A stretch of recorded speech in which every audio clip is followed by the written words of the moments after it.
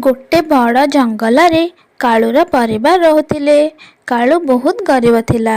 से ता स्त्री और ता छोट झील सह रोला। दिने कालू ता झील सह जंगल रे बुलुथिला। बाबा इटा करिला एइटा हेउची जंगलर स्कूल।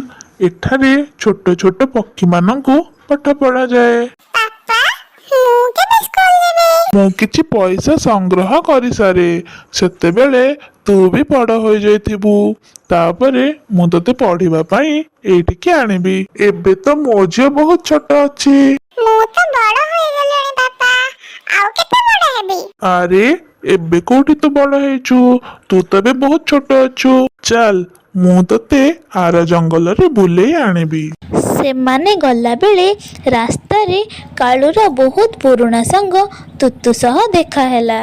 अरे कालू भाई तमे एठी बहुत दिन पर देखा हैला एबे कोठी रहउछ अरे तुतु मु कौन कहिबी बाहाघर परे कामरे बहुत व्यस्त रहुथिबारु कुआडे आसी पारु नथिली।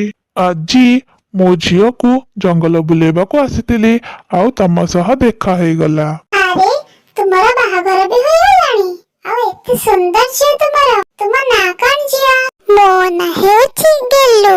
अरे केते स्नेही छियाटी तुम्हारा आउ कालू भाई तमे भी कौन करूछ कौन कहिबी तू अन्य बिलरे चाष काम करुछि। तमे कौन करुछ? अरे कालू भाई मु तो सब ऋतु रे अलग अलग काम करूछि। खरा दिने आइसक्रीम बिकुछि आउ शीत दिने अंडा बिकुछि आउ एबे तो शीत दिन चलिछि एबे मु अंडा बेपार करूछि। आस मो दुकान को मु तुमको मो दुकान रे अंडा खुआइबी। अरे नाई नाई तुतु मु तो गेलु को जंगल बुलेबाको आनिथिली और एबे तो घर को जाउथिली नहले डेरी होई जिवो और घरे टुनी व्यस्त होई जिवो। अरे देरी हबनी चलो ए पाखरे तो मो दुकान पापा चलो ना मु भी अंडार स्वाद केमिति जानिबा को चाहूछि। ओ ठीक अछि। कालू गेलु सह तुतुर अंडा दुकान को आसिला। ए निया झियो तुम माउसी हातर अंडा खाओ। गेलु अंडा खाइला आउ गेलु को अंडा बहुत भल लागिला। अरे वाह तुतु तुमर अंडा तो बहुत स्वादिष्ट। आउ केमिति चालुछि तुमर अंडा बेपार? बढ़िया चलुछि कालू भाई तुमे भी तुमर अंडा बेपार आरंभ कर। अन्य जमी रे काम करिबा अपेक्षा एतिरे बेसी लाभ हबो। तुमे तुम बेपार कर मो द्वारा एसबु होई परिबा नहीं। मु तो अन्यर चाष करिकी ही ठीक अछि। हौ एबे मो जाउछि तुतु। कालू ता झियो को नेकी ता घर को चली गला।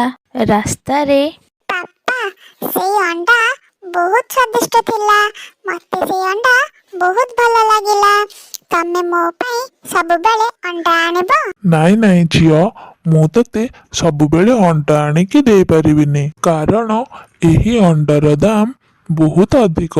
आउ जति मु एई अंडा किनिकी आनिबी ताहले हमर दाना पाई आउ केउठु पैसा आनिबी। आउ दाना न आनिले आमे कौन खाइबा? गेलु ता बापा कथा शुणिकी दुखी होई गला। ता पर दिन गेलु ता सांग मुन्ना सह खेलुथिला। अरे मुन्ना तो बापा चाष केमिति करूछंती? मो बापा प्रथमे मंजी को जमी रे बुणी देउछंती तापरे तार भल भाबरे देखाशुଣା करूछंती तापरे जाईकी सेतिरु फसल होउछि तापरे फसल को काटुछंती तापरे हमको दाना मिलुछि आमे सेही दाना को बिकिकी पैसा आनुछु। ता माने कोन आमे सब प्रकार रे चाष करि परिबा?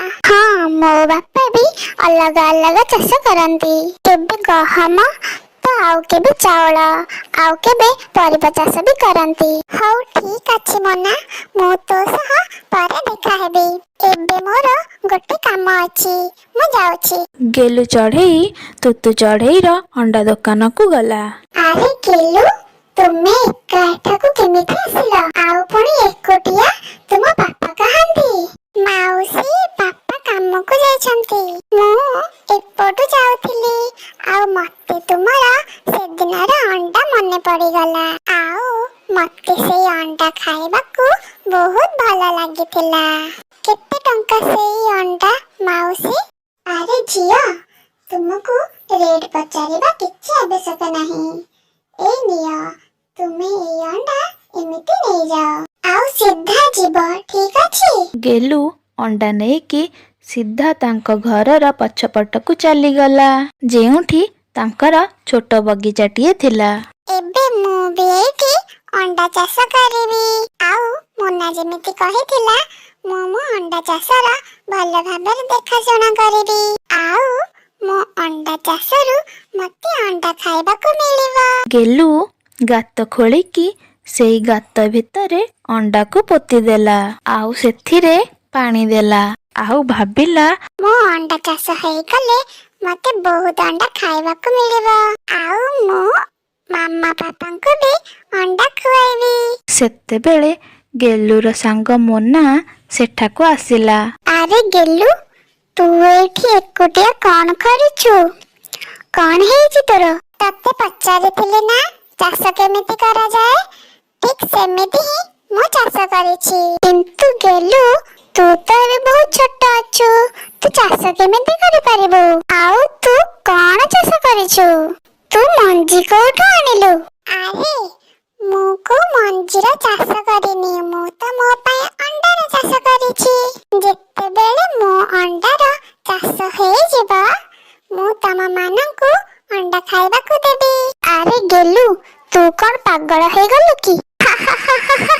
ତୁତୁ, ତୁ ମୋର ମଜାକ ଉଡାଉଛୁ? ତୁ ଦେଖିବୁ ରହ, ଯୋଉଦିନ ମୋ ଅଣ୍ଡା ଗଛରେ ଅଣ୍ଡା ହବ, ମୁଁ ତତେ ଗୋଟେ ବି ଅଣ୍ଡା ଖାଇବାକୁ ଦେବିନି। ଆରେ ଗେଲୁ, ତୁ ତ ସତରେ ପାଗଳ ହେଇଯାଇଛୁ।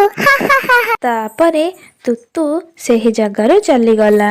କିଛି ସମୟ ପରେ ଗେଲୁ ମଧ୍ୟ ସେହି ଜାଗାରୁ ଚାଲିଗଲା। ତା ପରଦିନ ସକାଳୁ ଗେଲୁ ଯେତେବେଳେ ଆସିକି ନିଜ ବଗିଚାରେ ଦେଖିଲା ସେହି ଜାଗାରେ ଗୋଟେ ବହୁତ ବଡ଼ ଗଛରେ ବହୁତ ସାରା ଛୋଟ ବଡ଼ ଅଣ୍ଡା ଫଳିଥିଲା। ସେ ସେହି ଅଣ୍ଡା ଗଛରେ ବହୁତ ସାରା ଅଣ୍ଡା ଫଳିଥିବାର ଦେଖି ବହୁତ ଖୁସି ହୋଇଗଲା। ସେ ତା ବାପାଙ୍କୁ ସେହି ଜାଗାକୁ ଆଣି ଦେଖାଇଲା। ତା ବାପା ମଧ୍ୟ ସେହି ଅଣ୍ଡା ଗଛକୁ ଦେଖି ଆଶ୍ଚର୍ଯ୍ୟ ହୋଇଗଲେ।